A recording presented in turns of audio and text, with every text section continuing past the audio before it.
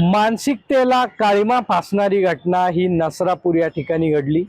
मात्र जो आरोपी आहे भीमराव कांबळे हा विकृत मानसिकतेचा असल्याचं आज सिद्ध झालेलं आहे असं म्हणता येणार नाही।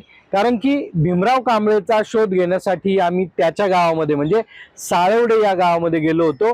तर त्याला गावातील लोकांनी 20 वर्षापूर्वीच गावातून हद्दपार केलेलं होतं। त्याला गावातून हाकलूनही लावलेलं होतं। तो विकृत मानसिकतेचा होता। म्हणजे गावात भीमराव कांबळेच्या नावाची एक दहशत होती। ज्या महिला असतील मुली असतील यांच्यामध्ये भीमराव कांबळेंची दहशत बसलेली पाहायला मिळत होती। कारण की ज्या वेळेस महिला किंवा मुली त्या शेतामध्ये जायच्या किंवा रस्त्याने जायच्या तेव्हा भीमराव कांबळे हा झाडाझुडपामध्ये लपायचा आणि महिलांना कोयत्याचे धाक दाखवायचा। त्याचबरोबर एका 60 वर्षीय ज्येष्ठ महिलेवरती त्याने तोंडामध्ये बोळा कोंबून अत्याचार केलेला होता। कोयताही या महिलेला त्याने मारलेला होता। त्याचबरोबर स्वतःच्या पुतणीवरती त्याने विनयभंगाचाही प्रकार केलेला होता। मात्र या सगळ्या प्रकरणामधून फिर्यादी हे कोर्टामध्ये गेले नाही। त्यामुळे या दोन्ही केसमध्ये त्याची मुक्तता झाली आणि तो जामिनावरती बाहेर आला। कोर्टाने त्याला सोडून दिलं।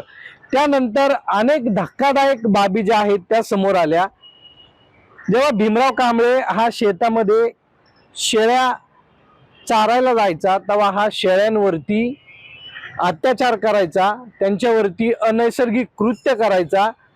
एवढंच काय, जे श्वान आहेत या श्वानावरती कांबळे अत्याचार करायचा आणि या श्वानांना घरासमोर असणाऱ्या लिंबाच्या झाडाला फाशी द्यायचा। कोंबड्या सुद्धा यांनी सोडल्या नाही। म्हणजे याची विकृत मानसिकता जी आहे ती या घटनेतून समोर येते। त्याचबरोबर त्याच्या स्वतःच्या मुलीवरती त्यांनी अन्याय अत्याचार जो आहे तोही केलेला होता। त्याच्या पत्नीने हे सर्व प्रकरण दाबण्याचा प्रयत्न केला। त्याची पत्नी वेळोवेळी कोर्टातून त्याला सोडवण्यासाठी प्रयत्नही करायची।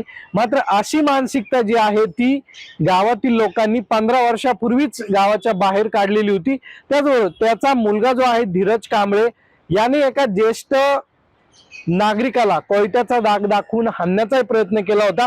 गावामध्ये भीमराव कांबळे याचा मुलगा त्याचबरोबर याची पत्नी हे दोघंच राहत होते। मात्र या दोघांशी गावातला एकही माणूस बोलत नव्हता। त्यांना लग्न कार्य असेल किंवा इतर कार्यासाठी बोलवलं जात नव्हतं। त्यामुळं गावामध्ये राहूनही त्यांचा काही उपयोग नव्हता।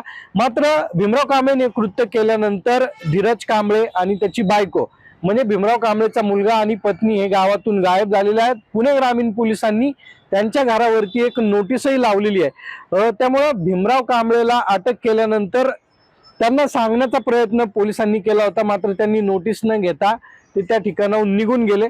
त्याचबरोबर हा ज्या ठिकाणी काम मिळेल त्या ठिकाणी काम करायचा आणि त्याच ठिकाणी राहायचा असा हा विकृत मानसिकतेचा भीमराव कांबळे पुणे पोलिसांच्या ताब्यामध्ये आहे। त्याच्या नजरा या महिला मुली आणि प्राण्यांवरती होत्या हे मात्र निश्चित आहे। सागर आव्हाड, सकाळ, नसरापूर। महाराष्ट्रातील सर्व बातम्यांचे विश्वासार्ह व्यासपीठ